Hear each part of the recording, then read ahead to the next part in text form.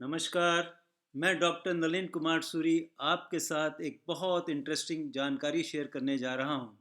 कि देखिए केवल 30-40 पैसे के खर्चे से दवाई के इतना 30-40 पैसे की दवाई से आप अपना हार्ट अटैक,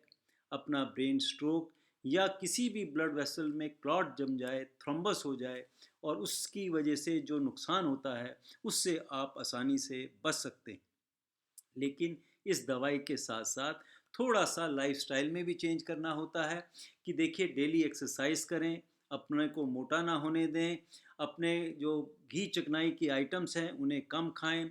बाज़ार का फास्ट फूड ना लें, स्ट्रेस लेवल अपना डाउन रखें, स्मोकिंग कोशिश करें कि बंद ही कर दें और जो ड्रिंक है, जो लोग लगातार लेते हैं, एक दो दिन जो रोज़ ड्रिंक लेते हैं वो उसको कम करके हफ्ते में एक दिन चालू कर दें। तो ये जो 40 पैसे की गोली है लगभग, ये आपका इतना फ़ायदा पहुँचाएगी कि आपको ताउम्र बहुत 100% तो नहीं कह सकते, लेकिन ऐसे बहुत से परसेंटेज है जिसमें आप हार्ट अटैक से, ब्रेन स्ट्रोक से या और जो ऑक्लूजन है बॉडीज में जो क्लॉट आ जाते हैं उससे आप अपना बचाव कर सकते हैं। अब मैं थोड़ी बात करता हूँ कि ये जो 40 पैसे की गोली है इसे बेबी एस्प्रिन कहते हैं। इसकी चर्चा मैं बाद में करूँगा, लेकिन सबसे पहले मैं बताऊँ कि एस्प्रिन के विषय में थोड़ी सी जानकारी मैं आपको दे देता हूँ। देखिए जो एस्प्रिन ये टैबलेट है ये मेडिकल साइंस में लगभग 200 साल पहले इंट्रोड्यूस हुई थी। शुरू में ये जो दवाई थी ये बुखार में दी जाती थी, बहुत सस्ती गोली थी। ये एज ए एंटीपायरेटिक मतलब जो बुखार को उतारने वाली दवाई थी, एनाल्जेसिक का काम करती थी, दर्द का को भी दूर करने में काम आया करती थी, एंटी इन्फ्लेमेटरी थी कि अगर शरीर में कहीं सूजन आ जाती थी तो वहाँ पर भी इस दवाई का इस्तेमाल होता था। और साथ ही साथ ये प्लेटलेट्स के एग्रीगेशंस को भी दूर करती थी। तो जो प्लेटलेट्स के एग्रीगेशन को दूर करने की वजह से इस थॉट से, इस विचार से इसका इस्तेमाल आज तक हो रहा है और वो बेबी एस्प्रिन की को कहकर ये मार्केट में बहुत सारी कंपनियां बनाती हैं, जिसमें जो मेल मेंबर्स हैं, जो मेल लोग होते हैं, जो पुरुष होते हैं, उसमें ये 45 साल की जब उनकी एज हो जाती है तो उसमें ये दी जाती है। और जो फीमेल स्त्रियां हैं उनकी उम्र जब 55 साल से ऊपर हो जाती है तो ये मेडिसिन उनको आम तौर पे बहुत सारे डॉक्टर्स इसको प्रिस्क्राइब करते हैं, जिसकी यही सोचकर कि इनको हार्ट अटैक ना आ जाए, ब्रेन स्ट्रोक ना आ जाए या और बॉडी में अक्लूजन की जो ब्लड वेसल्स में अक्लूजन आ जाता है, क्लॉट आ जाता है, उससे बचाव के लिए, उससे प्रिवेंशन के लिए ये मेडिसिन दी जाती है। लेकिन इसमें कुछ प्रिकॉशंस रखनी होती है, उसकी चर्चा मैं अभी करता हूँ। तो अभी फ़िलहाल ये जाने कि ये करती क्या है, ये मेडिसिन का क्या रोल है। जैसे अभी मैंने कहा कि प्लेटलेट्स के एग्रीगेशन को रोकती है, मतलब कि अगर किसी भी वेसल में कोई भी इंजरी हो जाए, चाहे वो हाई कोलेस्ट्रॉल की वजह से हो, ट्राइग्लिसराइड्स के बड़े हुए होने की वजह से हो, या कोई भी ऐसी इंजरी या इन्फ्लेमेशन वहाँ पर हो गया, तो वहाँ पर क्या होगा कि उसकी हीलिंग करने के लिए ये एक नेचुरल प्रॉपर्टी है, जो ब्लड वेसल में प्लेटलेट्स होती हैं वो वहाँ जाकर एग्रीगेट हो जाती हैं, इकट्ठी हो जाती हैं और वहाँ पर वो थ्रोम्बस बन जाता है, क्लॉट बन जाता है। और उस क्लॉट की वजह से आगे की ब्लड सप्लाई जो है वो रुक जाती है, और उस ब्लड सप्लाई अगर जिस ऑर्गन को नहीं मिलेगी तो देखिए वो फिर डैमेज होने का खतरा बन जाता है। तो इसलिए जैसे हार्ट की कॉरोनरी वेसल्स में रुकावट आ गई, वहाँ पे क्लॉट बन गया, हार्ट अटैक हो जाएगा। ब्रेन की वेसल्स में क्लॉट बन गया, वहाँ ब्रेन स्ट्रोक आ जाएगा।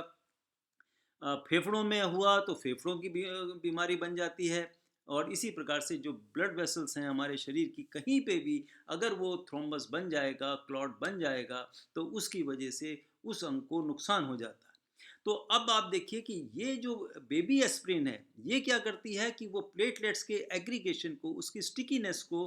कम कर देती है, बिल्कुल हटा देती है लगभग। तो उसकी वजह से क्या होता है कि ये जो वहाँ पर क्लॉट नहीं बनेगा और ब्लड सप्लाई बनी रहेगी, तो जो भी डैमेज हुआ है वहाँ पे जब क्लॉट नहीं बनेगा तो आप समझ सकते हैं कि हार्ट अटैक से बचाव हो जाएगा, ब्रेन स्ट्रोक से बचाव हो जाएगा, या शरीर में और कहीं भी क्लॉट बनता है उससे बचाव हो जाएगा। तो ये बचाव के लिए एक बहुत अच्छी मेडिसिन है।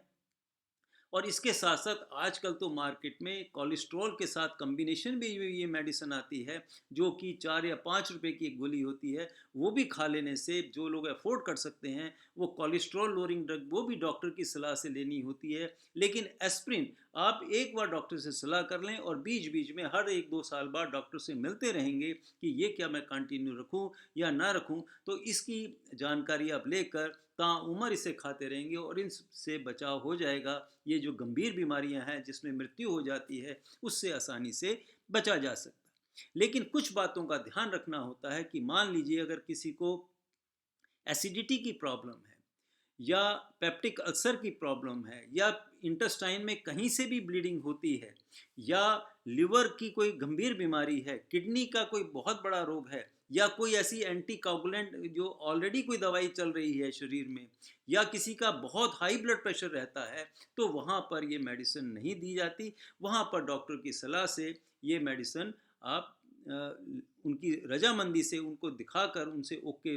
लेकर फिर आप ये कंटिन्यू खाना खाने के बाद दूध से ये मेडिसिन आप ताउम्र खाते रहेंगे, तो आपका हार्ट अटैक से, ब्रेन स्ट्रोक से बचाव रहेगा। लेकिन अगर मान लो किसी को ऑलरेडी हार्ट अटैक हो भी चुका है,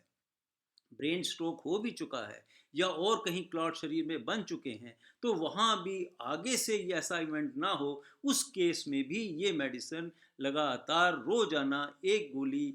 बेबी एस्प्रिन की, जो आमतौर पे इकोस्प्रिन 75 मिलीग्राम से जानी जाती है, ये खाई जा सकती है। खाना खाने के बाद दूध से ले लें, जिससे कि ये बिल्कुल एसिडिटी नहीं करेगी, कोई और नुकसान नहीं होगा और आप इतनी बड़ी बीमारियों से बच जाएंगे। देखिए, जब हाई ब्लड प्रेशर होता है तब ये गोली नहीं खाई जाती, पहले ब्लड प्रेशर को नॉर्मल कर लिया जाता है, उसके बाद ये दवाई चालू की जा सकती है। क्योंकि अगर हाई ब्लड प्रेशर होगा तो हाई ब्लड प्रेशर में ब्रेन स्ट्रोक होने का डर रहता है, हार्ट अटैक का डर होने का डर रहता है। तो लेकिन ब्रेन स्ट्रोक या ब्रेन हेमरेज से बचने के लिए ये पहले इसको नॉर्मल कर लेते हैं ब्लड प्रेशर को, और उसके बाद ये मेडिसिन खाई जा सकती है। तो आप समझ लीजिए, केवल इतनी जरा सी एक गोली का, 40 पैसे की गोली से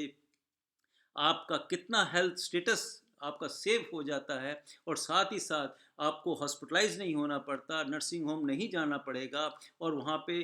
आपका भी फ़ायदा होगा, गवर्नमेंट का भी फ़ायदा होता है। तो केवल केवल एक छोटी सी गोली, 40 पैसे की गोली लगातार खाने से, और साथ ही साथ अपनी लाइफस्टाइल को भी चेंज कर लेंगे तो सोने में सुहागा का काम करेंगे, तो आप इतनी बड़ी समस्याओं से मतलब बच जाएंगे, जो कि आने वाले फ्यूचर में ओल्ड एज में ये आम तौर पे समस्या बनती है, उससे बचाव हो जाता है। दोबारा कहता हूँ कि जो व्यक्ति 45 साल से जिसकी उम्र ज़्यादा है वो ये गोली खा सकता है, मेल